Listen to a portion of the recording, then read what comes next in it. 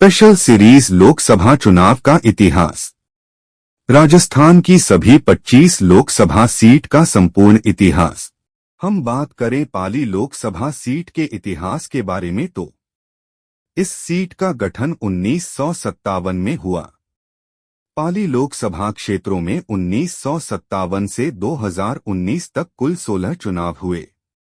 कांग्रेस 7 बार, भाजपा 7 बार, स्व पार्टी 1 बार, लोकदल 1 बार, संयुक्त सिरोही व पाली लोकसभा के नाम से प्रथम चुनाव 1951 हुआ था, जिसमें निर्दलीय उम्मीदवार के रूप में अजित सिंह चुनावी मैदान थे। वही कांग्रेस की ओर से गोकुल भाई मैदान थे तो निर्दलीय उम्मीदवार अजीत सिंह 62,848 वोट के अंतर से चुनाव जीते। पाली लोकसभा गठन के बाद प्रथम बार चुनाव में 1957 कांग्रेस की ओर से हरिश्चंद्र माथुर चुनाव लड़ते हैं और स्वतंत्र पार्टी से संपत मल चुनावी ताल ठोक रहे होते हैं। चुनावी परिणाम यह रहता कि कांग्रेस के हरिश्चंद्र माथुर 48,621 वोटों से पाली लोकसभा क्षेत्र प्रथम सांसद चुने जाते हैं। अगला लोकसभा चुनाव 1962 में हुआ। 1962 के चुनाव में जसवंत राज मेहता कांग्रेस के टिकट से तो वही चिमन सिंह स्वतंत्र पार्टी के टिकट से चुनावी मैदान में उतरते हैं। जसवंत सिंह मेहता यहां से 19,259 वोटों से विजय प्राप्त कर इस सीट से सांसद चुने जाते हैं। अगला लोकसभा चुनाव 1967 में हुआ। 1967 के चुनाव में एसके त्रिपुरी स्वतंत्र पार्टी से तो वही हरिश्चंद्र माथुर कांग्रेस के टिकट पर चुनावी मैदान में उतरते हैं। एसके त्रिपुरी यहां से 26,071 वोट से विजय प्राप्त कर इस सीट से सांसद चुने जाते हैं। अगला लोकसभा चुनाव 1971 में हुआ। 1971 के लोकसभा चुनाव में कांग्रेस ने अपना उम्मीदवार मूलचंद डागा को बनाया। वही निर्दलीय उम्मीदवार के रूप में माधो सिंह चुनावी मैदान में उतरते हैं तो परिणाम यह है कि कांग्रेस के मूलचंद डांगा 38,660 वोटों के अंतर से जीते। अगला लोकसभा चुनाव 1977 हुआ।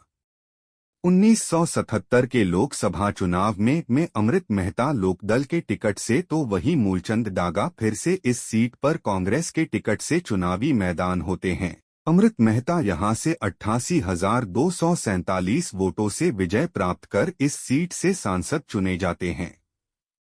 अगला लोकसभा चुनाव 1980 में हुआ। 1980 के चुनाव में कांग्रेस से मूलचंद डांगा चुनावी मैदान में उतरते हैं तो वही जनता दल से देवकीनंदन पाटोदिया चुनावी मैदान में उतरते हैं तो चुनावी नतीजा यह रहता है कांग्रेस के मूलचंद डांगा 1,08,116 वोटों के अंतर यहां सीट से सांसद चुने जाते हैं। अगला लोकसभा चुनाव 1984 में हुआ। 1984 के चुनाव में मूलचंद्र डांगा फिर से कांग्रेस के टिकट पर चुनावी मैदान में उतरते हैं तो वही पुष्प जैन बीजेपी के टिकट से चुनावी मैदान में उतरते हैं तो परिणाम यह होता है कि मूलचंद डांगा 35,721 वोटों के अंतर से इस सीट से विजय होते हैं। अगला लोकसभा चुनाव 1989 में हुआ। 1989 के लोकसभा चुनाव में गुमान मल लोढ़ा बीजेपी के टिकट से तो वही लक्ष्मी मल सिंह भी कांग्रेस के टिकट से चुनावी मैदान में उतरते हैं। गुमान मल लोढ़ा यहां से 16,732 प्राप्त कर इस सीट सांसद बनते हैं। अगला लोकसभा चुनाव 1991 में हुआ। 1991 के चुनाव में गुमान मल लोढ़ा फिर से बीजेपी के टिकट से तो वही धर्मी चंद्र जैन कांग्रेस के टिकट से चुनावी मैदान में उतरते हैं। गुमान मल लोको फिर से 19,301 वोटों के अंतर ने दूसरी बार लगातार सांसद चुने जाते हैं। अगला लोकसभा चुनाव 1996 में हुआ।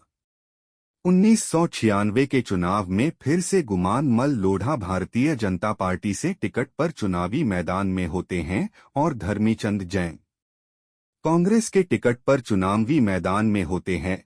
भारतीय जनता पार्टी से गुमान मल लोढ़ा यहां से 14,471 वोटों के विजय प्राप्त कर लगा। अगला लोकसभा चुनाव 1998 में हुआ। 1998 के चुनाव में कांग्रेस की ओर से मिठालाल जैन चुनाव मैदान में उतरते हैं तो भारतीय जनता पार्टी ने गुमानमल लोढ़ा को फिर से अपना उम्मीदवार बनाया तो कांग्रेस के मिठालाल जैन 27,436 वोटों से चुनाव जीते। अगला लोकसभा चुनाव 1999 में हुआ।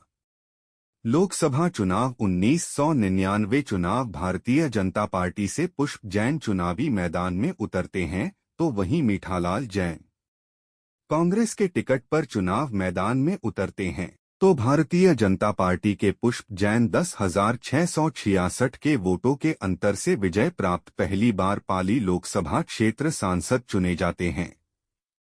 अगला चुनाव 2004 में हुआ। 2004 के लोकसभा चुनाव में भारतीय जनता पार्टी से पुष्प जैन चुनावी मैदान में उतरते हैं, वही कांग्रेस के टिकट पर सुंदर कुमार सुराना तो वही माधो सिंह दीवान निर्दलीय चुनावी मैदान में उतरते हैं तो यहां से पुष्प जैन 63,238 वोटों के अंतर से विजय प्राप्त कर उस सीट पर दूसरी बार लगातार सांसद चुने जाते हुआ। अगला लोकसभा 2009 में हुआ। 2009 के चुनाव में बद्रीराम जाखड़ कांग्रेस के टिकट पर वही भाजपा के टिकट पर पुष्प जैन चुनावी मैदान में उतरते हैं और बहुजन समाज पार्टी से शंभू सिंह खेतासर सीट से चुनावी मैदान में उतरते हैं। बंगीराम जाखड़ यहां से 19,717 वोट के अंतर से विजय प्राप्त कर उससे पहली बार सांसद चुने जाते हैं। अगला लोकसभा 2014 में हुआ। 2014 के लोकसभा चुनाव में सीनियर एडवोकेट रहे पीपी चौधरी भारतीय जनता पार्टी के टिकट से वहीं मुन्नी देवी गोदारा कांग्रेस के टिकट पर मैदान में उतरते हैं।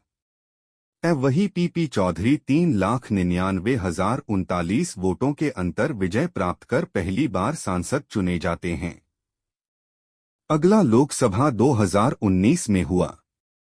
2019 के चुनाव में भारतीय जनता पार्टी से एक बार फिर पीपी चौधरी चुनावी मैदान में उतरते हैं। कांग्रेस ने अपना पूर्व सांसद रहे बद्रीराम जाखड़ को उम्मीदवार बनाया तो वही भारतीय जनता पार्टी से पीपी चौधरी 4,81,597 वोटों के अंतर से विजय प्राप्त कर लगातार दूसरी बार पाली लोकसभा क्षेत्र से सांसद चुने जाते हैं।